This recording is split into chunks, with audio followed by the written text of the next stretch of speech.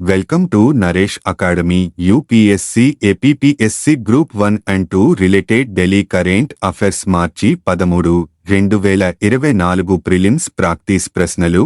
Question number 1 court ధిక్కారానికి సంబంధించి క్రింది ప్రకటనలను పరిగణించండి. 1. భారత రాజ్యాంగం భారతదేశంలో కోర్టు ధిక్కారాన్ని నిర్వచిస్తుంది మరియు నియంత్రిస్తుంది.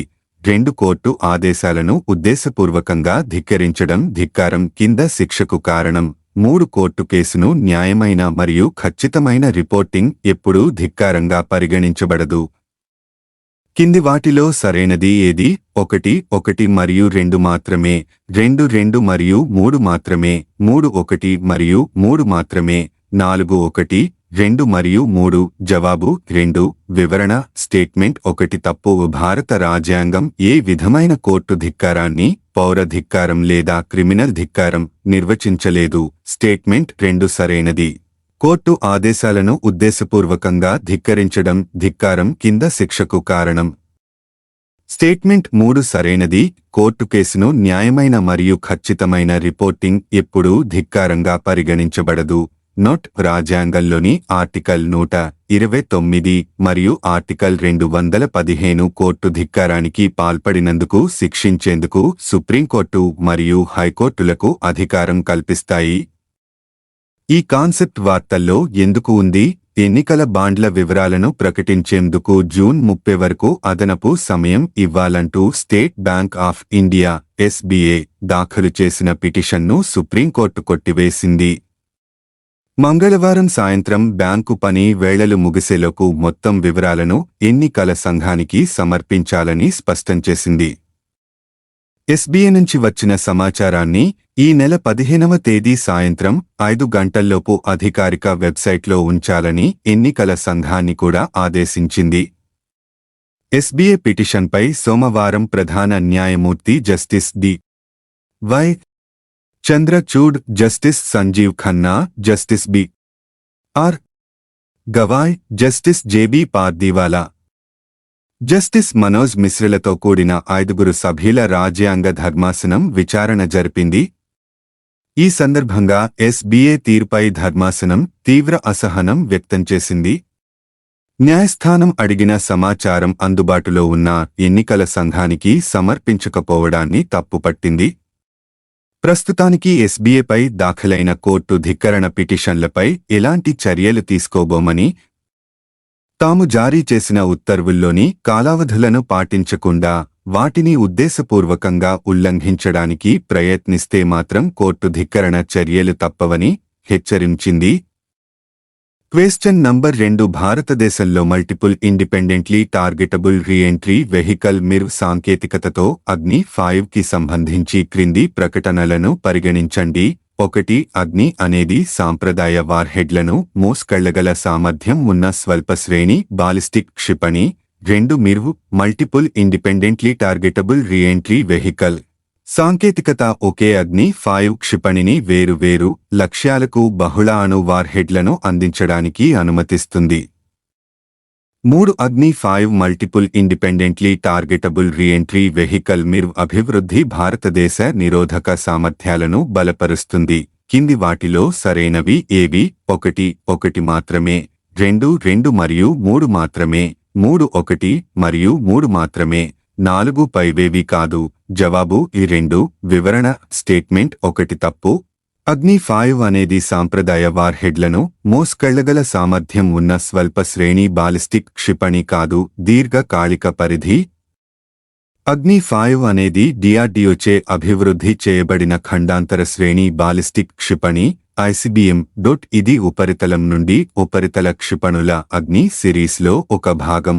ఇది 5,000 కిలోమీటర్లు పరిధిని కలిగి ఉంది మరియు భారతదేశం కలిగి ఉన్న క్షిపణులలో అత్యంత పొడవైన పరిధి.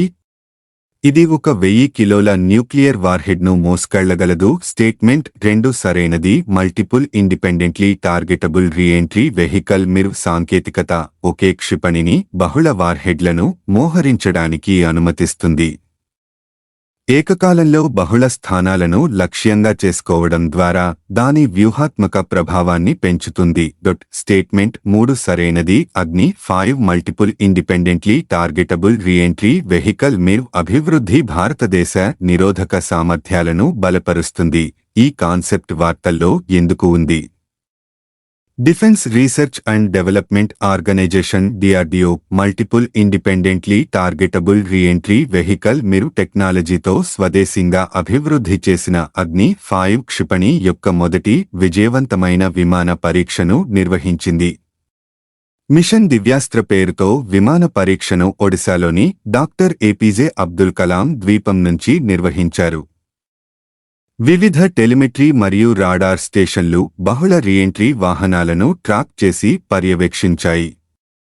మిషన్ రూపొందించిన పారామితులను పూర్తి చేసింది. క్వెశ్చన్ నంబర్ 3 భారతదేశంలో ఫైనాన్స్ కమిషన్కు సంబంధించి క్రింది ప్రకటనలను పరిగణించండి. 1 ఫైనాన్స్ కమిషన్ అనేది భారత రాష్ట్రపతిచే ఏర్పాటు చేయబడిన ఒక రాజ్యాంగ సంస్థ. 2 కేంద్ర ప్రభుత్వం మరియు రాష్ట్ర ప్రభుత్వాల మధ్య పన్ను రాబడి పంపిణీని సిఫార్సు చేసే బాధ్యత ఫైనాన్స్ కమిషన్పై ఉంది. 3 ఫైనాన్స్ కమిషన్ సిఫార్సులు ప్రభుత్వానికి కట్టుబడి ఉంటాయి. కింది స్టేట్మెంట్లలో ఏది సరైనయి? 1 మరియు 2 మాత్రమే, 2 1 మరియు 3 మాత్రమే, 3 2 మరియు 3 మాత్రమే, 4 1 2 మరియు 3. జవాబు 1. వివరణ స్టేట్మెంట్ 1 మరియు 2 సరైనది. ఆ ఫైనాన్స్ కమిషన్ అనేది భారత రాష్ట్రపతిచే ఏర్పాటు చేయబడిన ఒక రాజ్యాంగ సంస్థ. భారత రాజ్యాంగంలోని ఆర్టికల్ 280లో ఇవ్వబడిన నిబంధనల ప్రకారం భారత రాష్ట్రపతి ఆర్థిక సంఘాన్ని ఏర్పాటు చేయవచ్చు మరియు రాష్ట్ర ప్రభుత్వాలు మరియు కేంద్ర ప్రభుత్వాల మధ్య మరియు రాష్ట్రాల మధ్య పన్ను పంపిణీపై దాని సిఫార్సులను అందించవచ్చు. స్టేట్మెంట్ 3 తప్పు. ఆ ఫైనాన్స్ కమిషన్ చేసిన సిఫార్సులు ఒక సలహా స్వభావం మాత్రమే మరియు అందువల్ల ప్రభుత్వం కట్టుబడవు. ఈ కాన్సెప్ట్ వార్తల్లో ఎందుకు ఉంది? ఇటీవల నీతి ఆయోగ్ మాజీ ఉపాధ్యక్షుడు అరవింద్ పనగడియా నేతృత్వంలో ఏర్పాటైన 16వ ఆర్థిక సంఘం సభ్యులుగా 4 నియమితులయ్యారు. 15వ ఆర్థిక సంఘం సభ్యుడిగా కేంద్ర ఆర్థిక శాఖలోని వ్యయ విభాగం కార్యదర్శిగా పనిచేసిన అజయ్ నారాయణ్ ఝా, అదే విభాగంలో పనిచేసిన మాజీ ప్రత్యేక కార్యదర్శి Annie George Mathew, Artha global executive director Niranjan Rajadhyaksha, State Bank of India group chief economic adviser Soumyakanti ఘోష్లను ఆర్థిక సంఘం పూర్తికాల సభ్యులుగా నియమిస్తూ కేంద్ర ఆర్థిక శాఖ ఉత్తర్వులు జారీ చేసింది. 2026 ఏప్రిల్ 1 నుంచి 5 ఏళ్ల కాలపరిమితికి సంఘం నివేదిక అందించాల్సి ఉంటుంది. ఇందుకోసం కేంద్ర ప్రభుత్వం అక్టోబర్ 2025 బరు 31 వరకు గడువు ఇచ్చింది. క్వెశ్చన్ నంబర్ 4 పశ్చిమ కనుమల గురించి ఈ క్రింది ప్రకటనలను పరిగణించండి. సతత హరిత అడవులకు ప్రసిద్ధి చెందిన పశ్చిమ కనుమలు ప్రపంచంలోని జీవవైవిధ్య హాట్స్పాట్లలో ఒకటి.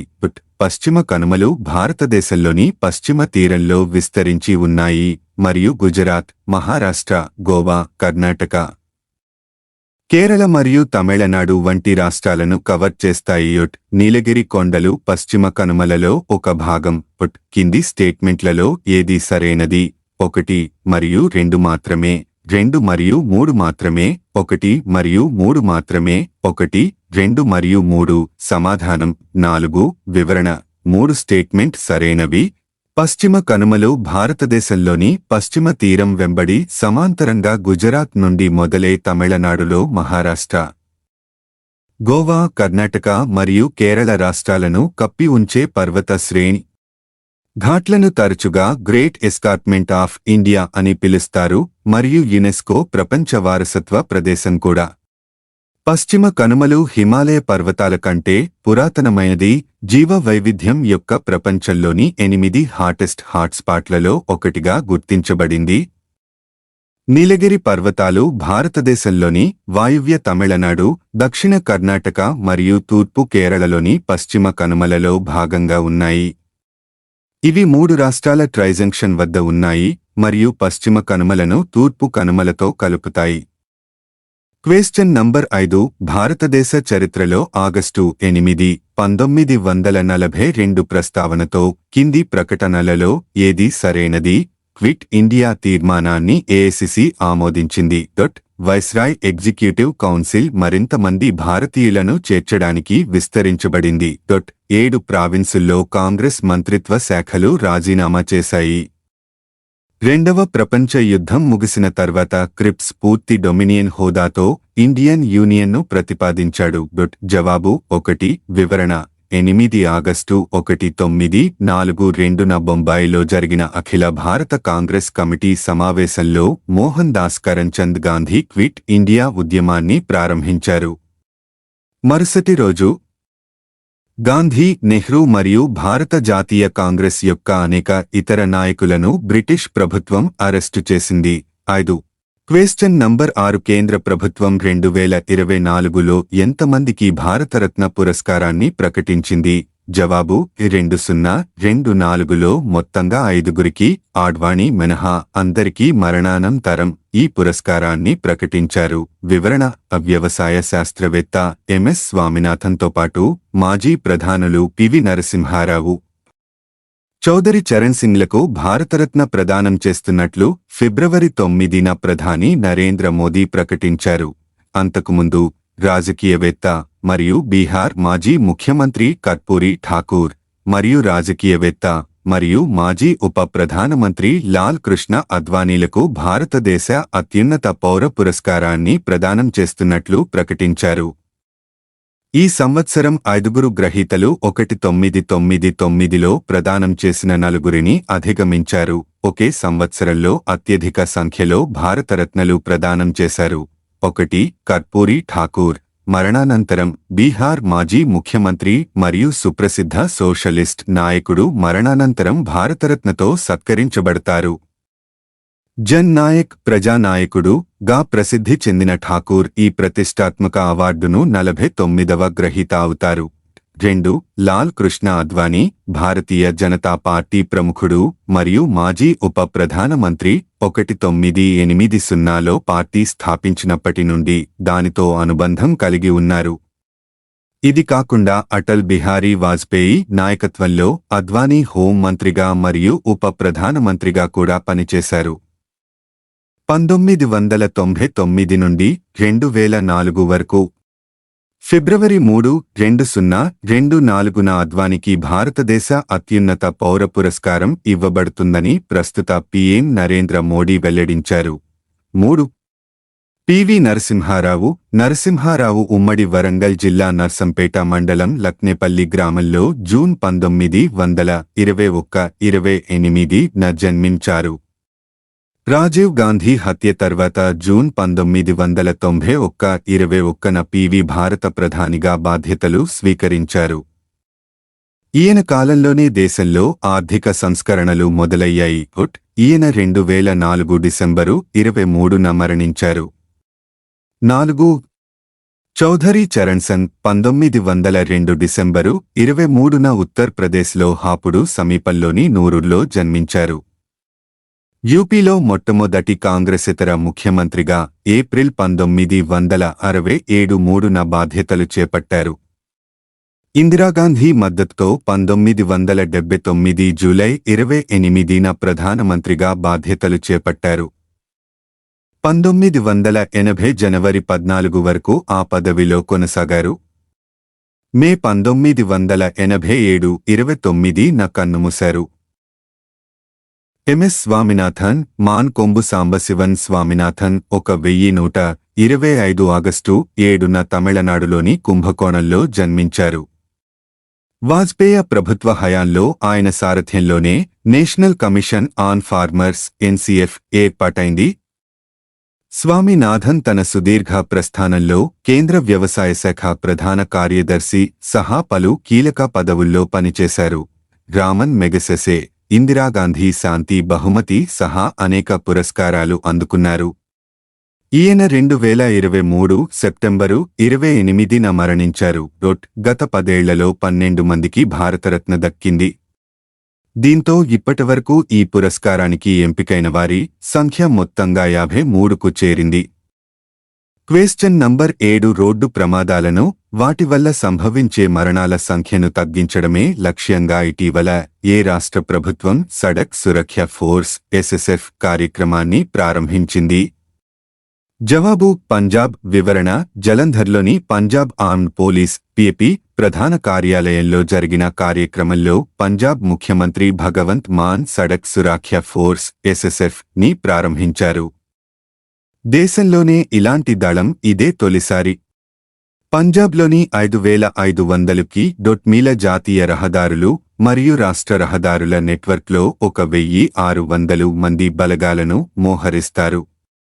ఇది 116 హై-ఎండ్ టొయోటా హిలక్స్ వాహనాలతో సహా 129 వాహనాలను కలిగి ఉంది. ఇందులో అత్యాధునిక గాడ్జెట్లు ఉన్నాయి మరియు ప్రమాద బాధితులకు సహాయం చేయడానికి సమీపంలోని ట్రామా సెంటర్లకు లింక్ చేయబడింది. ప్రమాద బాధితులకు సహాయం చేసేందుకు ప్రతి 30 కిలోమీటర్లకు ఎస్ఎస్ఎఫ్ బృందాలను మోహరిస్తామని, 15 నిమిషాల్లో వైద్య చికిత్స అందేలా చూస్తామని ఎస్ఎస్ఎఫ్ని ప్రారంభించిన సందర్భంగా సీఎం భగవంత్ మాన్ చెప్పారు. Question number 8 Ahom general Lachit Borphukan 125 అడుగుల కాంస్య విగ్రహాన్ని ఎక్కడ ప్రధాని నరేంద్ర మోదీ ఆవిష్కరించారు? జవాబు తూర్పు అస్సాంలోని జోర్హాట్ జిల్లాలో. వివరణ అహోం జనరల్ లచిత్ బోర్ఫుకాన్ 125 అడుగుల కాంస్య విగ్రహాన్ని ఆయన సమాధి స్థలంలో శనివారం ప్రధాని నరేంద్ర మోదీ ఆవిష్కరించారు. ఇది 16.5 ఎకరాల విస్తీర్ణంలో ఉన్న హోలోంగపర్లోని లచిత్ బర్ఫుకాన్ మైదాన్ డెవలప్మెంట్ ప్రాజెక్టులో దీనిని ఆవిష్కరించారు. ఇది పర్యాటక ప్రదేశంగా అభివృద్ధి చేయబడింది. మొత్తం ప్రాజెక్టు వ్యయం 214 కోట్ల రూపాయలు అని ముఖ్యమంత్రి హిమంత బిస్వ శర్మ తెలిపారు. లచిత్ బోర్ఫుకాన్ ఎవరు? లచిత్ బోర్ఫుకాన్ అహోం రాజ్యం 1228 నుంచి 1826 యొక్క పురాణ సైన్యాధ్యక్షుడు. 1671 సరైఘాట్ యుద్ధంలో అతని నాయకత్వానికి పేరుగాంచాడు. అతను ఈ యుద్ధంలో రాజా రామ్సింగ్ నేతృత్వంలోని మొఘల్ దళాలను ఓడించాడు మరియు అస్సాంను తిరిగి స్వాధీనం చేసుకునేందుకు వారు చేసిన డ్రావుడ్ ప్రయత్నాన్ని అడ్డుకున్నాడు. అనారోగ్యం కారణంగా 49 సంవత్సరాల వయస్సులో యుద్ధం తర్వాత 1 సంవత్సరం మరణించిన తరువాత హోలోంగపర్లోని అహోం రాజకుటుంబీకులు మరియు ప్రభువుల శ్మశాన వాటికలో మైదాన్లో ఖననం చేయబడ్డారు. శిల్పాన్ని ఎవరు నిర్మించారు? పద్మభూషణ్ అవార్డు గ్రహీత ప్రముఖ శిల్పి రామ్ వంజీ సుతార్ ఈ విగ్రహాన్ని నిర్మించారు. గతంలో గుజరాత్లో స్టాచ్యూ ఆఫ్ యూనిటీని ఆయన రూపొందించారు. క్వెశ్చన్ నంబర్ 9 మానవజంతు సంఘర్షణలను రాష్ట్ర నిర్దిష్ట విపత్తుగా ఏ స్టేట్ ప్రకటించింది? సమాధానం కేరళ. వివరణ జంతువుల దాడులు మరియు వాటిపై కోపం పెరగడం వల్ల పదే మరణాలు సంభవించాయి. ప్రస్తుతం మానవజంతు సంఘర్షణను నిర్వహించడం అటవీ శాఖ యొక్క బాధ్యత. ఇది వన్యప్రాణుల రక్షణ చట్టం ప్రకారం పనిచేస్తుంది. సమస్యను రాష్ట్ర నిర్దిష్ట విపత్తుగా ప్రకటించిన తర్వాత దానిని ఎదుర్కోవాల్సిన బాధ్యత రాష్ట్ర విపత్తు నిర్వహణ అథారిటీకి మారుతుంది. ఇది విపత్తు నిర్వహణ చట్టం ద్వారా ఆధారితం. రాష్ట్ర జిల్లా విపత్తు నిర్వహణ అథారిటీ రాష్ట్ర స్థాయిలో ముఖ్యమంత్రి సంస్థ యొక్క ఎక్స్ అఫిషియో చైర్మన్. జిల్లాల్లో జిల్లా విపత్తు నిర్వహణ అధికార సంస్థకు జిల్లా కలెక్టర్ నేతృత్వం వహిస్తారు. ఆయన ఎగ్జిక్యూటివ్ మేజిస్ట్రేట్ కూడా.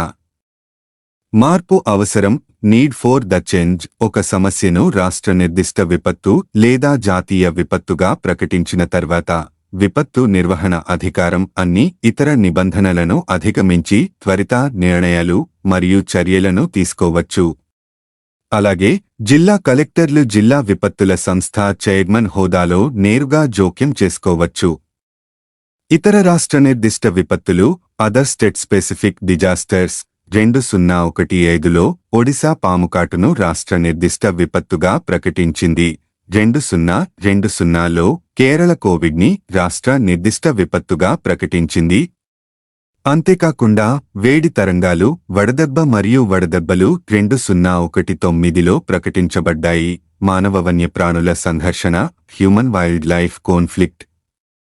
మానవులు మరియు వన్యప్రాణుల మధ్య ఎన్కౌంటర్లు ఆస్తి జీవనోపాధి మరియు ప్రాణ నష్టం వంటి ప్రతికూల ఫలితాలకు దారితీయడాన్ని మానవ వన్యప్రాణుల సంఘర్షణ అంటారు.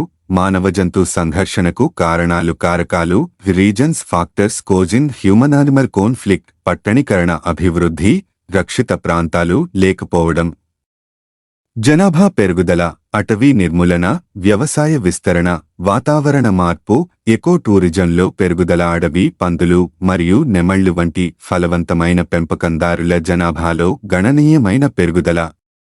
క్వశ్చన్ నంబర్ 10 మిజోరాం అసెంబ్లీకి తొలిసారిగా ఓ మహిళ స్పీకర్గా ఎవరు ఎంపికయ్యారు? సమాధానం బారిల్ వన్నెహసాంగి. వివరణ 40 మంది సభ్యులున్న మిజోరాం అసెంబ్లీకి తొలిసారిగా ఓ మహిళ స్పీకర్గా ఎంపికయ్యారు. జోరం పీపుల్స్ మూవ్మెంట్ నాయకురాలు ఎమ్మెల్యే బారిల్ వన్నెహసాంగిని మార్చి 2024 7న మిజోరాం మొదటి మహిళా అసెంబ్లీ స్పీకర్గా నియమితురాలైంది.